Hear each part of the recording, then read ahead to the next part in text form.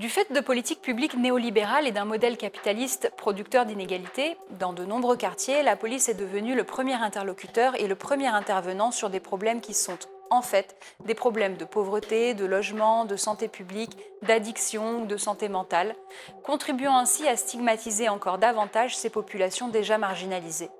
C'est pourquoi les militants qui demandent le désinvestissement de la police interrogent en fait des choix budgétaires des municipalités. Pour ces activistes, ces choix sont éminemment politiques et ils demandent de réorienter les budgets de manière à privilégier l'éducation, les services sociaux et de santé, plutôt que la criminalisation des pauvres et de la pauvreté. Ils ne sont pas anti-police totalement, mais ils envisagent son rôle de manière plus restreinte. Dans de nombreuses écoles américaines où la police est présente, il n'y a aucun psychologue scolaire, par exemple.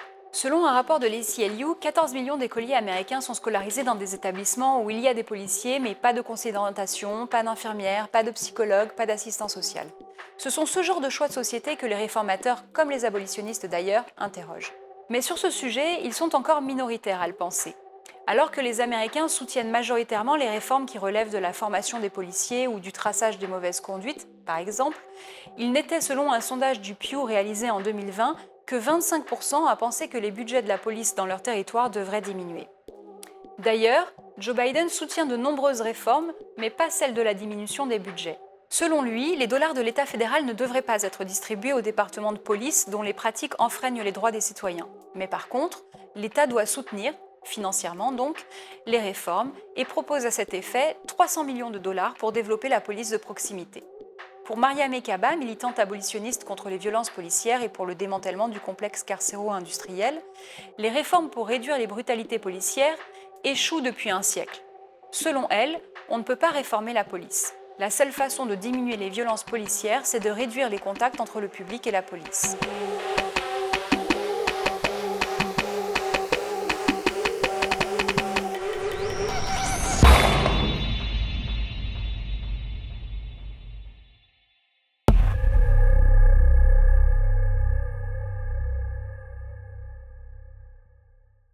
Dans une tribune publiée par le New York Times, Maria Mekaba explique pourquoi, selon elle, les réformes ne fonctionnent pas. D'abord, elle fait le constat que dès les premières commissions d'enquête sur les violences policières, en 1894 à New York, des réformes furent proposées pour améliorer les relations entre la police et les citoyens ou durcir les sanctions envers les policiers qui enfreindraient les règles.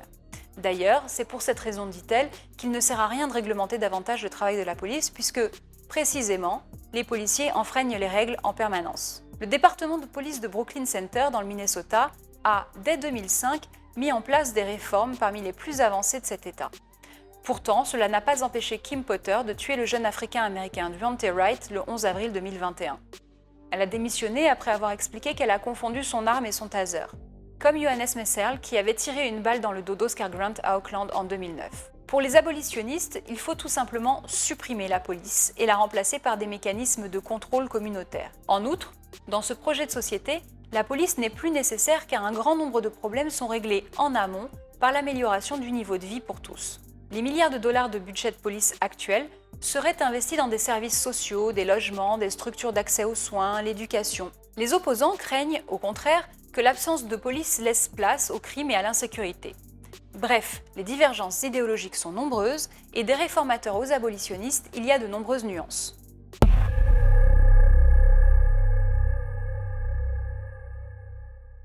Après le verdict historique dans le procès de Derek Chauvin, condamné pour l'homicide volontaire de George Floyd, le département d'État américain a ordonné une enquête approfondie sur toutes les affaires traitées par la police de Minneapolis, reconnaissant, comme Joe Biden, le caractère systémique du racisme et des violences. Nul doute que, comme les rapports précédents sur les polices de Baltimore, Cleveland, New Orleans, Ferguson, Chicago, celui-ci révélera des abus massifs et systématiques. Alors bien sûr, documenter et révéler les violences et leurs mécanismes s'avère crucial. D'ailleurs, c'est bien la médiatisation et la diffusion de ces réalités, bien connues des minorités depuis longtemps, qui a permis de faire avancer le débat de façon si spectaculaire ces dernières années. Mais la question des relations entre la police et les Noirs est loin d'être inédite. De manière récurrente, elle a suscité des tensions et des révoltes dans les villes américaines. Elle est documentée régulièrement depuis plus d'un siècle dans des commissions présidentielles sur les droits civiques et autres rapports. Il faut donc se méfier des rapports qui ne sont pas réellement suivis par des mesures. En outre, parmi les réformes proposées par les activistes, de nombreux départements de police en ont déjà adopté certaines. À Chicago, par exemple, Presque toutes les mesures de la campagne Hate Can't Wait sont déjà en place, cette campagne de mesures urgentes et immédiates, et pourtant ce département de police reste parmi les plus violents et meurtriers. Entre 2013 et 2021, la police de Chicago a par exemple tué au moins 12 enfants, Adam Toledo inclus, plus que n'importe quel autre département de police dans les États-Unis. D'autre part, nous l'avons dit à plusieurs reprises, la violence de la police ne se limite pas aux morts, mais affecte des Américains de bien d'autres manières. Coups, insultes, harcèlements, viols, rackets, les pressions et les inégalités de traitement sont variées. Et même si les violences en tant que telles disparaissaient, on retrouve des disparités raciales et sociales à beaucoup d'autres niveaux. Dans les usages de la force, ce dont nous avons parlé dans ce podcast abondamment, mais aussi dans les arrestations, dans les incarcérations, dans les condamnations à la peine de mort, et en fait, à tous les niveaux du système judiciaire. On pourrait faire les mêmes constats sur les questions de santé, d'éducation, de logement, ce qui à la fois dépasse le cadre de notre sujet dans ce podcast, mais montre aussi que des solutions efficaces ne peuvent qu'être imaginées en coordination avec une vaste réforme de la société. Mais refermons cette parenthèse et revenons à nos réformes de la police. Une autre difficulté tient aux rivalités et divergences politiques et stratégiques entre et au sein des mouvements réformateurs et abolitionnistes. La campagne Hate Can't Wait, lancée par Campaign Zero, a essuyé de vives critiques, allant jusqu'à qualifier ses protagonistes de vendus ou de traîtres. D'ailleurs, à mesure que le mouvement Black Lives Matter dans son ensemble gagne en pouvoir et en ressources, il est de plus en plus ciblé par les attaques et tentatives de déstabilisation. Des attaques de l'extérieur du mouvement, bien entendu, comme les menaces de mort émanant de l'extrême droite ou l'espionnage des activistes par la police et les autorités, une stratégie qui a contribué à l'écrasement du mouvement du Black Power dans les années 60 jusqu'aux années 80. Mais il y a aussi des rivalités internes au mouvement. Récemment, certains leaders ont été attaqués soit parce qu'ils étaient trop visibles et trop starifiés, soit parce qu'ils étaient accusés de s'enrichir personnellement sur le dos de la cause et des victimes, soit encore pour la récupération de l'image de certaines victimes sans le consentement des familles. Jusqu'à présent, le mouvement avait réussi à dissimuler ces dissensions aux yeux du grand public, par stratégie politique bien sûr, pour ne pas donner le flanc aux critiques, et régler cela en interne. Mais la vague de manifestations de l'été 2020 a entraîné l'afflux de centaines de millions de dollars et attisé les concurrences internes. Bref, ce qui est certain, c'est que même si tous les activistes ne sont pas sur les mêmes lignes idéologiques, ce qui est plutôt rassurant en fait, de nombreuses solutions existent et peuvent, à minima, être testées pour réduire si ce n'est éradiquer les violences policières. Il serait logique qu'elles ne produisent pas toutes les mêmes résultats selon les contextes locaux spécifiques et des combinaisons doivent être élaborées pour chaque territoire. En ce sens, la structuration très décentralisée du mouvement Black Lives Matter paraît plutôt bien adaptée. En tout cas, depuis 2012, les États-Unis sont bousculés par la question des violences policières d'une manière historique.